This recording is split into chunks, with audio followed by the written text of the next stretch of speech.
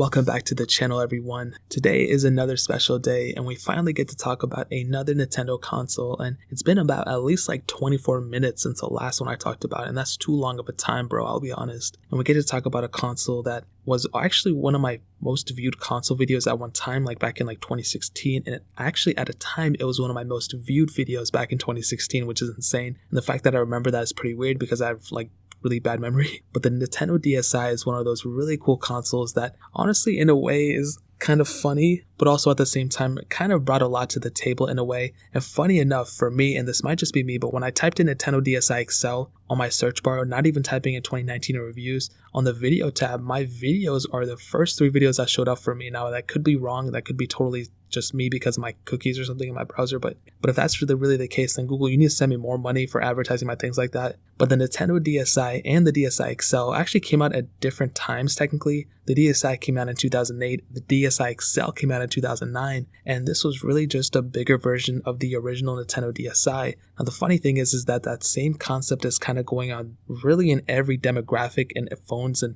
technology in general. If you look at it, phones are getting bigger and they're releasing bigger versions. MacBooks, they've always had bigger versions, but could we necessarily say the DSi XL is the one that pioneered that? I'm not going to say it is or isn't, but that is something to keep in mind. Obviously, I'm joking around, but the cool thing about the DSi XL is that you get that bigger type of style, which I've always liked, and that style is something that's really, really awesome. Now, it's really, really thick, and I've mentioned this in so many other videos. Like, it's one of the thickest things I've ever seen, bro, and I look at myself in the mirror every single day, and I'm a pretty thick thing, and for the DSi XL, it's pretty much like up there. I like the back texture, as I've stated. It feels really cool.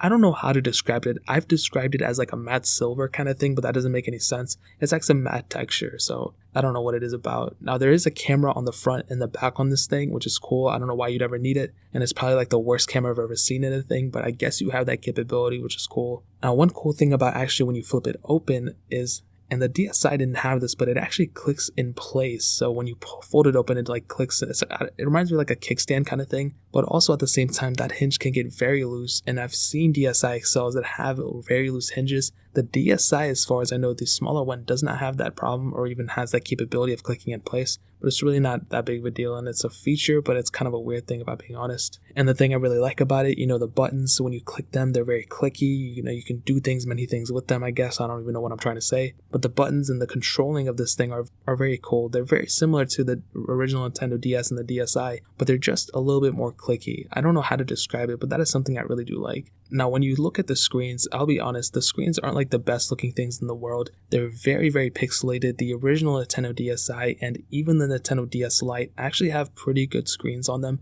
I like the bigger screens, but I don't like how pixelated the screens are. The pixels on those screens, you can literally point out every single pixel on those things, which is not a good thing, so it's not a bad panel, but it's not the best in a way. So now, turning it on and looking at the software, I'm a software guy. I look at a lot of software, and I literally love the transition going from a DS Lite to a DSi and DSi XL. The whole entire feature selection of the software is awesome. It really reminded me of the Nintendo Wii. You not only have, the access to the internet and Wi-Fi settings and all those cool little things, I guess, but you also have an app store kind of thing, which I guess they discontinued now, but you had that sort of capability, which is so cool. And for a gaming console back in 2009, that really wasn't like a crazy thing. I mean, now we expect everything to have, some sort of app market or something, but at that time, that really wasn't the most popular thing to do. And the Nintendo Wii was around this time too, so it was really cool that we had that capability. However, that came at a cost. As you guys know, the DSi XL did not have a Game Boy Advance slot, which a lot of people hated, and me personally, I was kind of in the middle. I didn't like not having that, but also I wasn't the biggest Game Boy Advance addict. I owned it and I had some games for it, but once I got that DS Lite, I was literally all over that. I didn't even use any of my PS1s or anything like at the time. The DSi XL more or less is, in my opinion, one of the best stepping stones up from one console to the other. They had to get rid of that Game Boy Advance slot, but you were able to get that software capability, which is really, really cool. Now, the biggest advantage, as I've stated, with not only the DSi XL and not only the DSi, but also the DS Lite and the original DS, is the gaming selection. It is such an amazing, vast majority of games you have that you can pick from. You have all those Super Marios, Super Mario Kart, the Zeldas, like so many games out for them. I can't even get started. And every time I go to GameStop, I love seeing their like little rotational rectangle thing with the clear glass on front, and you can see like all those little game cartridges out there, and just see how many games there are, bro. Like there's so many games out there, and I hate how they made the games look like SD cards. This thing does have an SD card slot, which is really cool, and it's super easy to modify. Literally a baby can do it. And I think I have a tutorial on how to do it on this channel, or maybe my second channel, I don't remember. But the thing with this console is that you can literally pick any two words, make it look, put NDS at the end of it, and you can probably find a game that has some sort of naming to it. There's so many games out for this thing, and it's literally one of my favorite consoles for just the gaming selection alone. Now, it would have been cooler had there been some sort of Game Boy Advance cartridge slot on it, but at the end of the day, it's not really that big of a deal, and I really do like the gaming selection on this thing for sure. And one of my favorite things about this gaming console would definitely be the battery life. The DS Lite had pretty good battery life. The DSi I thought had pretty decent battery life too, but this thing not only does it have a bigger screen, which is not an asset, but it's so pixelated that they really didn't increase the resolution, which is even a plus for battery life, but it also has a bigger battery inside of it. And I think that's definitely one of my favorite things about this gaming console would definitely be the battery life. Yeah, you'll probably have to charge every once in a while, but you can get a very, very, very long use case out of it for sure. And maybe the battery life has degraded a little bit here and there, but without a doubt, the Nintendo DSi XL's battery life, in my opinion, is one of the best battery lives of any Nintendo console ever. It beats my Nintendo Switch, it beats this Nintendo Switch Lite, it beats my DSi, the DS Lite, all those consoles. I think this is probably the Nintendo console that had the best battery life ever. Maybe the Game Boy Advance SP, but I don't have too much familiarity with that, even though I've already reviewed it. I really don't know that console in and out, but the DSi XL for sure had one of the best battery lives ever. Now, to kind of sum up this video, dude, I mean, this console is completely worth it. Obviously, it's not going to have the best games ever. It's not going to have the best looking games on top of that, but I would definitely recommend you, dude. If you can pick one up for like $15, $20, I would say go for it. However, what I will tell you is that if you want to get the most out of a gaming console, you might want to go for a 3DS or a 3DS XL, even those older versions.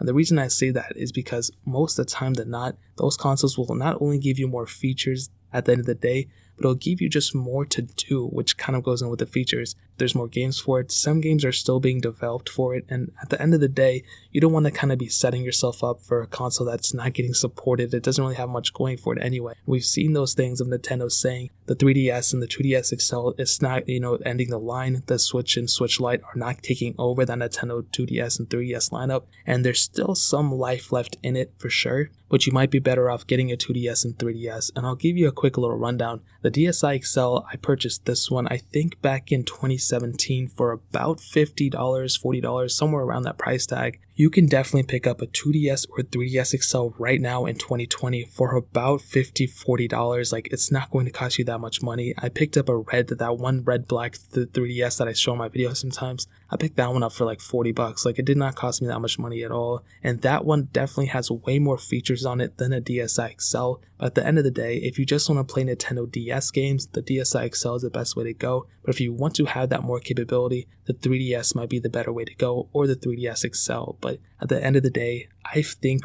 truly the DSi line was one of the best advantages going from one console to the other for sure. Yeah, like I said, there were some weird things with it. There might have been some, problems here and there, and the screen would probably be one of my least favorite things about it because it's so pixelated, but I truly believe that the Nintendo DSi and the DSi XL lineup are definitely, I think, more important in the lineup, more so than the Nintendo 3DS and 3DS XL lineup. And I don't know why they changed it to the new 3DS and new 3DS XL. Like, why couldn't they just put up a new name? And I even made those 4DS rumors and renders and stuff that what a potential could look like. I truly don't think it's probably going to look like that. I think they're really going to focus more so on the Switch lineup, but they said that it's not ending, so I guess we'll see what happens to the DS lineup. But if you can pick up a DSi XL for about $20, go for it. But if you want to spend some more money, I would definitely highly recommend you picking up a 3DS or 3DS XL and kind of going from there. But that's really pretty much it. If you guys have any other questions or anything, let me know in the comment section below. Hit that like button, that'll mean so much, but definitely hit that subscribe button. Every single subscriber that we get really does count, so it'll mean so much if you guys could hit that. Also, check out the other links down in the description as well. My Twitter, my Instagram, my second channel, all those links are linked down below. I'd really appreciate if you guys could check it out. More importantly than everything else, I love every single one of you guys. Hopefully I'll catch you guys in the next video. Peace out till then.